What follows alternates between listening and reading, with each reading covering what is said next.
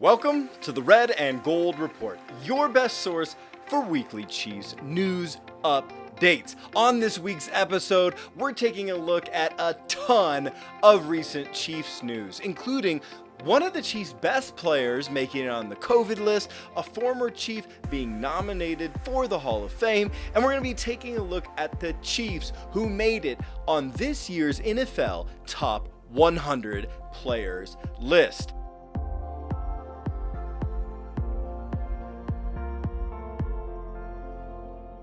And hey, as we get started, if you want weekly Chiefs news videos brought to you by a guy who once jumped into a laundry basket in the Chiefs locker room, well, then you gotta subscribe to this channel on YouTube. First up in Chiefs news is that after a weekend off between the preseason and regular season, the Chiefs will open the season by playing the Cleveland Browns at Arrowhead Stadium on the afternoon of September 12th.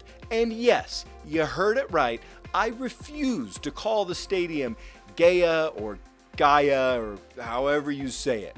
I got an idea, you Gaias can get lost. I don't care how much you pay for naming the stadium, I'm gonna keep calling it Arrowhead until the day I die. And just in case you need a little extra motivation to get your blood pumping against the Browns, well, just remember that this is quarterback Baker Mayfield. Yes, the quarterback for the Browns. And, well, this is Brown star defensive end Myles Garrett.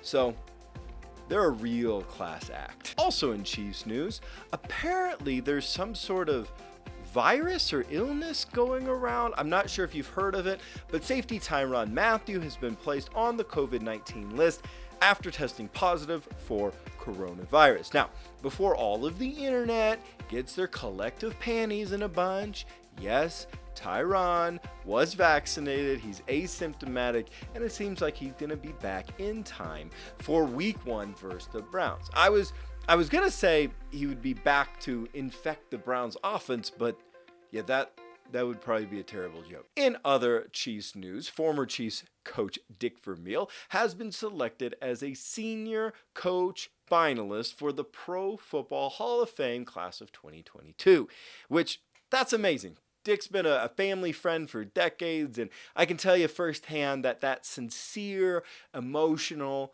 genuine, personable, relational, energetic guy that you see on TV, that you've seen coaching through the years, that's really him.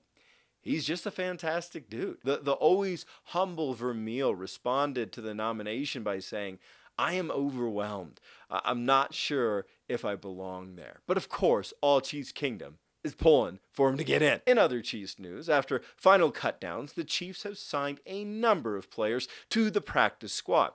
After a team cuts a player, a lot of times they're actually hoping that they can stash some of those players this time of year away on the practice squad without another team snatching them up. So it's important for roster building. Now, one player who did not make it to the practice squad was defensive end Tim Ward.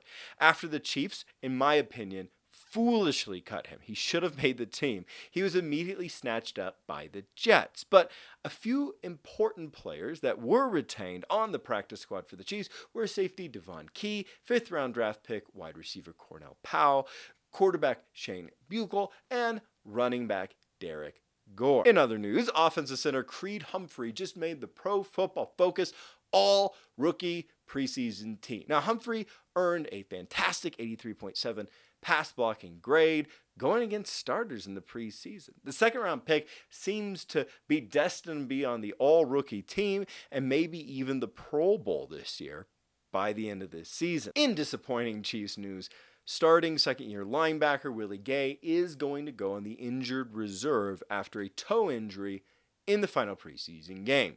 He's going to miss at least the first 3 weeks of the season before he can be eligible to return. It's going to be interesting to see how rookie second-rounder Nick Bolton plays in Willie's place, and, it's yet another piece of evidence as to why maybe you shouldn't be playing your starters very much in the preseason. I have no idea who's been making that point.